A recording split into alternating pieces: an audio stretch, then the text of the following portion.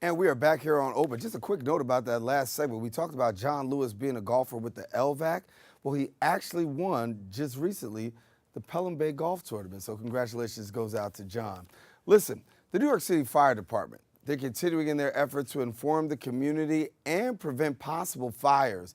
We welcome now Lieutenant Antonio Velez and Firefighter Edwin Rojas as we're talking about fire prevention and fire safety. Many times there are fires that occurs in the home, and guess what? It could actually be prepared.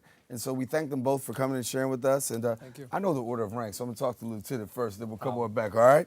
So, Lieutenant, talk to us about this here because we talk about fires all the time. And many times there's some things that we can do to really work and prevent. So you guys have got some things out here. And so some give us a goodies for you. Yeah. First and foremost, I want to start with a working smoke alarm. And I stress the word working because I can't tell you the amount of times I've been in people's homes where they may have multiple smoke alarms. And I look a little closer and I find that they're missing batteries or the tenant doesn't remember the last time they tested them.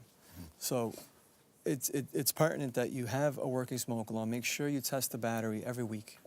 Make sure you change that battery twice a year, every 6 months. So you should test every week? You should. That's what's recommended. Test every week, change the batteries every 6 months. I know we use change a clock, change a battery. Well, you see us out there actually giving out batteries to folks. That way they can do that.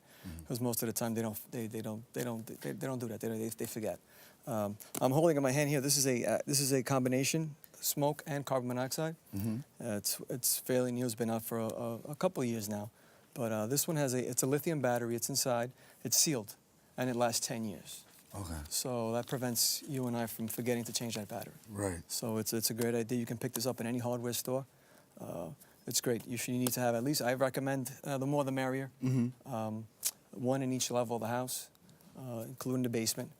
Okay, and everyone should have a plan, and the plan starts with the working smoke alarm. Beautiful, beautiful, beautiful. Yeah, again, the first thing to know, and then once you get this alarm, when you hit the alarm, you want to know what to do. You know, you want to have an escape plan. You want to know where to go. You want to know, starts with what kind of building you live in, you know, where there's a non-fireproof building, a fireproof building, or just a private house. Know where to go. Know that depending on the type that the house that you're in, you want to get out. Maybe it's also better to stay in some houses. Fireproof buildings, if the fire is not in your apartment, stay in the apartment. You don't have to go anywhere. It's a fireproof building. It's not going to go over. Whether aside it's a regular house, private house, you want to know how I'm in the second floor, I'm in the third floor, I'm in the basement, I got to get out. You know, have a plan, especially with kids and elderly. You know, your plan is to get out, have a meeting point. That way it just helps not someone go back in and try to get somebody out. You know, you just want to have a plan. Right. Always have a plan where you live, have a plan on how to escape, have a plan on how to get out.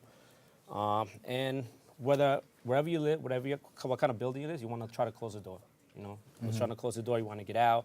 Private house, if it's a room, even though you try to close the door, it might just help to contain the fire to that room till we arrive, till any other help arrives. Same thing. Anywhere you go, just want to try to just kind of get out and close the door behind you. Okay, so closing the door is a major thing that you want to make sure people know about. Especially the last couple of months, we've had a wave of fires. Right. And it's pertinent that you close that door behind you. Like Firefighter Rojas says, it's going to contain fire, smoke, flames from extending out into a multiple dwelling, possibly hurting more occupants, and us firefighters coming in to try to help you. We got some more items on the table, so let's walk through this and talk about what we've got here.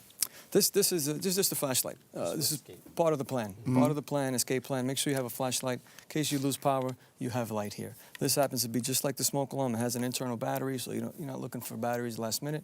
It's in there. You can charge it. You can hand crank it. It has plug. You can use your car to charge it. You can use a solar panel to charge it. You can find these online.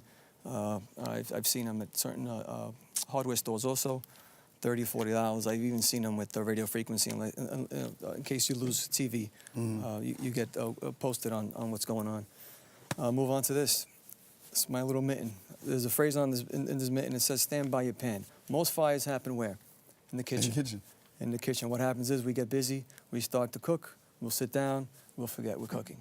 30 seconds later, we have a roaring kitchen fire. Okay. The biggest thing with the kitchen is make sure it's not unattended. Okay, so I like using this mitten as a reminder. Take the mitten with you, put it somewhere where you can see it. And I like it says, stand by your pan. There it is. It's a reminder. There it is. You know, you keep it by yourself. You want to remind that you're cooking, that you're doing something in the oven. You want to go back to make sure and check it doesn't get out of hand. Excellent, excellent, excellent. So you got these here?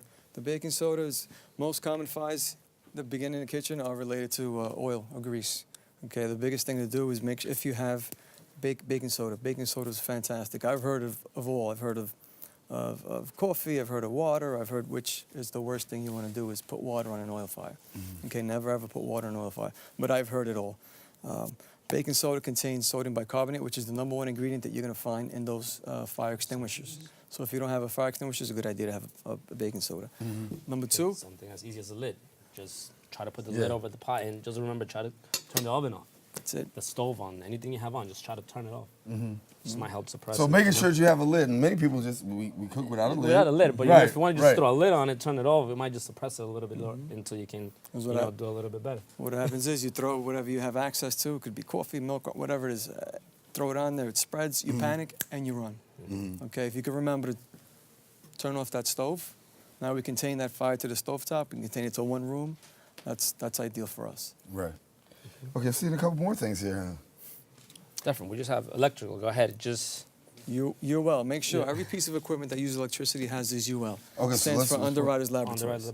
Okay. Okay, this is the most common. There's several out there. ETL is another common one, but UL is the most common. Make sure that's tested by UL and it's safe for our use.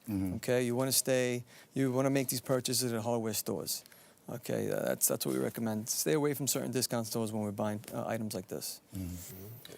another thing with electrical is just extension cords. You know, like these. These are used for just temporary use. They're not just to be left there for years to go, you know, connecting stuff like that.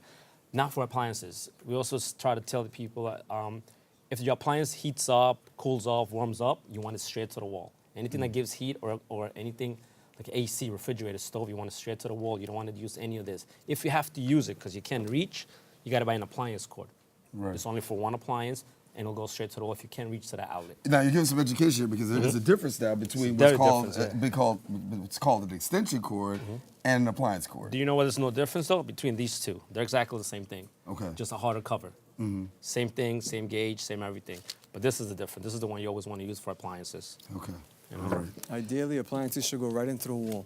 But if you have no choice, you go with the 14 gauge or better. Right. We got two small items here at the end. This is just to remind you candles. Candles are dangerous, you know, especially if you have pets or kids around.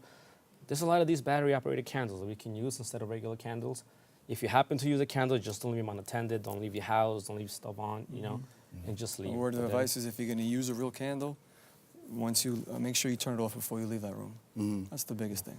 Yeah. Don't And leave it unattended. a lot of people leave candles on, Yes. unfortunately. Yes. We know the story there, and we've seen too many times the fires, and we've reported them here, the fires and even the devastation that's been caused by them.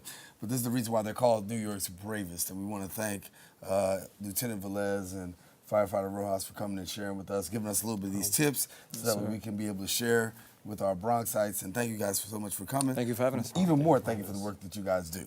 Thank you. All right, listen, taking a quick break, you're watching Open. Hopefully you got this information that you can take some of this stuff, apply it to your home so that way you can make your home just a little bit safer.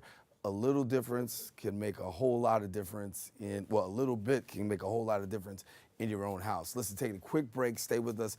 You're watching Open. We'll be right back right after this.